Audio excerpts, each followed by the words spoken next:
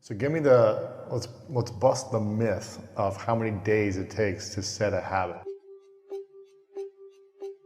If you do something every single day, and maybe it changes for each person, but what's the science or the statistics say about how long it takes to form a positive or negative habit, I guess? So 21 days is the thing you hear all the time, 30 days, 100 days, whatever. Right now, 66 days is making the rounds. There was one study done that found that 66 days was the average for how long it takes. And as a rule of thumb, I don't think it's terrible. Like, you should remind yourself, yeah, this is gonna be months of work. It's not just gonna be something quick. But even within that study, the range was quite wide. So if you did something simple, like drink a glass of water at lunch each day, it would take like 3 weeks. If you did something more difficult, like go for a run after work every day, that would be like 7 or 8 months. Well, the honest answer to how long it takes to build a new habit is forever. Because if you stop, then it's no longer a habit. It's a constant choice and a decision, right? Sometimes people ask like, oh, how can I double my productivity or something like that? And you'll see articles like that all the time, like follow this 1 5-minute trick to double your productivity. But the real answer to most of that stuff is like, get 8 hours of sleep a night, exercise, don't eat like crap, and then instantly you have this boost of productivity and motivation. Exactly. You have energy. The fundamentals are covered 90% of it. Yeah, exactly. What are the 5 non-negotiable habits for you on a daily basis? For me specifically, I think there are a few core habits that are going to serve everybody and certainly serve me well. So exercise is a huge one. I don't do it daily, but I train 4 times a week. Yeah. And I feel like if I didn't exercise, I don't know that I would be an entrepreneur. Like, I don't know if I could handle the psychological roller coaster without the physical outlet. The ultimate meta habit is reading. Because if you build a habit of reading, you can solve pretty much any other problem. You know, you want to learn how to be a better podcaster, you can read about that. You want to learn how to meditate, you can read about that. You want to learn how to make more money, you can read about that. And so what you need is to develop a habit of reading, and then whatever problem you're facing at the time, you have a method for solving it. Writing, for me, is huge. I don't actually know what I think about something until I write about it. I find that if you get your ideas, you get it out. If you ask me something right now that I haven't written about before, what is really happening is I'm just talking my emotions. So what I mean is that you'll ask me something and I'll get an implicit feeling about what that topic is. I'll have some intuition, a gut feeling about it, and I'll say whatever that feeling is driving me to say. But I don't actually know if that's what I really think, what I deeply think, until I have the time to sit down, write it out, logically go through it. Because a lot of the time, you know, if you would ask me the same question next week, I might have a different feeling at that time. So I'm talking different emotions. So I think I actually need to have time to sit with it a little bit and write it through to learn what I actually think. When your body is moving, it's very hard for you, one, to not be active mentally. Like, if you think about someone who's shut down mentally, what does their body language look like? They're usually closed off, their arms, like they're sitting, they're not moving very much. Try to be closed off mentally and be dancing physically. It's very hard to do. If your body is moving like that, it's really hard for your mind to be shut down. So that's one thing. It kind of gets like the juices flowing. I wonder about your non-conscious mind being like a bottleneck sometimes. And so if you're moving, if you're walking, it gives your non-conscious mind something to do. So you're like, it gets out of the way. And now you can actually like have this stuff arise or think in a different way than if you're sitting. The winners and losers in a particular domain often have the same goals. Like, every Olympian wants to win a gold medal. Sure. Every job candidate wants to get the job. So if the winners and the losers have the same goal, then the goal cannot be the thing that distinguishes the two. And the thing that distinguishes them is the process, the system behind the goal.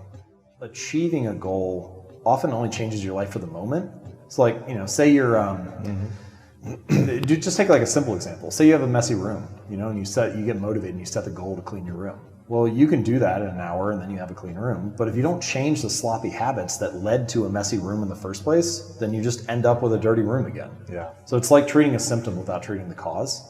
And habits are a better solution in that case, because if you fix the inputs, the outputs fix themselves automatically, right? You don't have to fight to have a clean room if you have clean habits. And I think that that's true in a larger sense as well, right? People want outcomes. They want to earn more money or lose weight or be more productive or reduce stress. But the outcome is not the thing that needs to change. It's the system that proceeds. Who you want to be. I think that your habits are the way that you embody an identity, right? So like each time you make your bed, you embody the identity of someone who is clean and organized. Each time you go to the gym, you embody the identity of someone who's fit. Each time you sit down to write, you embody the identity of a writer. So you can sort of think of it as like each behavior casts a vote for the type of person that you want to become. And if you cast enough votes for that type of identity, you start to believe that about yourself, right? Like if you go to church for 20 years, you believe that you're religious. You study Spanish every Tuesday for 30 minutes, you believe that you are studious. So in that way, your habits provide evidence of your desired identity. And I think that that is probably the ultimate reason that habits are so important. You could practice something once in 30 days, or you could practice it 1,000 times. What actually leads to a habit becoming automatic and becoming learned and ingrained is repetition. So the phrase that I like to use is not 21 days or 30 days, but put in your reps. I mean, that's the real thing, is you need to practice. And if you put in your reps, then your brain starts to automate how that process works. Yeah, interesting. Okay, so that's the second part, the cue, and then the desired Craving, habits, yeah. right? The craving. Cue, craving, response, reward. Okay, and what's the response? So this is mostly about making it easy. So this is the habit itself, and the easier a habit is, the less friction there's associated with a habit, the more likely you're going to be to do it. So the way that I like to describe this, imagine you have like a hose, right? And there's a bend in the middle. There's a little bit of water trickling out. If you want to increase the amount of water going through the hose, you have two options. You could either crank up the valve and force more water through, or you could just remove the bend and let it flow through naturally. And a lot of the time, advice is centered on cranking up the valve. It's like you need to try harder, you need grit, you need perseverance, you need motivation, you need to overcome the obstacles in your life. And all those things are fine, but I think they're all short-term solutions. You might be able to do that for a day or a week, but I've never consistently seen someone stick to positive habits in a negative environment. It's really hard to fight that day in and day out. So the solution, I think, is to reduce friction. And there are a ton of ways you can do this. One way is just to scale the habit down, make it as easy as possible. Master the art of showing up. Like I had a reader who ended up losing over 100 pounds. And one of the things that he did was he went to the gym, but he wasn't allowed to stay for longer than 5 minutes. So he would show up, be there, do like half an exercise, 5 minutes would go, he'd leave. He did this for like 6 weeks. Wow. Now, it sounds ridiculous. It sounds silly because it's the opposite. Just work out for a half hour. Yeah. But what he was doing was mastering the art of showing up. And a habit must be established before it can be improved, right? If you don't establish the habit, there's nothing to optimize. If you're not showing up at the gym every day, who cares about what workout you're doing? You're not even there. Don't start running an hour a day if you've never run in a long time. Be the person who shows up and puts their running shoes on every day before you worry about how far you're running, what kind of workout you're doing, and all that type of stuff. I think that the more sustainable strategy, the more reliable strategy, is to scale it down to the first 2 minutes, focus on that, establish it, master the art of showing up, and then go from there. Usually when people think about building better habits, they optimize for the finish line, right? It's like, how much weight do I need to lose? How much money do I need to make? When can I finish this book? It's all focused on the result. But I think instead, if you optimize for the starting line, make it as easy as possible to start, scale it down, organize your environment so that all that stuff is set up. This is another strategy for making it easy, which is that you can prime your environment to make the future action easier, right? Like if you chop up a bunch of vegetables and fruit on Sunday, it's now easier to have a healthy snack during the week. If you set your workout clothes out the night before, it's now easier to get into the workout the next day. But doing all that stuff to make it easy to show up, that is probably the more important piece early on. It's true, like habits can help you earn more money or be more productive or lose weight, and all that stuff is great. But in addition to the external results that habits provide, they also shape your sense of self. They are the engine or the avenue through which you learn to believe things about yourself. Like sometimes people will say stuff like, fake it till you make it. But fake it till you make it is asking yourself to believe something without evidence for it. And you can do that for a little while. You could do it for a day or a week. But eventually, there's a word for beliefs that don't have evidence behind them. It's delusion, right? And if you're deluding yourself, then eventually you give up on that. But the power of doing a better habit each day or casting a little vote for that type of person is that now you have evidence to root your belief in.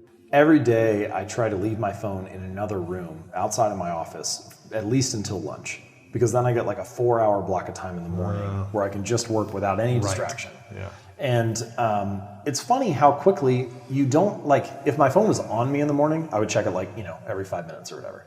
But when it's out of the room, I don't even find myself wanting to, I never walk up the stairs to go check it, even though it's only 30 seconds away. Wow. So it's interesting how little we actually want to do these things, but we just do them all the time because they're obvious and easy. And I think the key is to invert that, Take the things that are the bad habits, the distractions, the procrastinations, the unproductive uses of time, and make them more invisible, reduce exposure, and less easy to do. And take the things that are good habits and make it the equivalent of having your phone on you all the time, right? Make it right in front of you, make it obvious, make it easy, make it frictionless.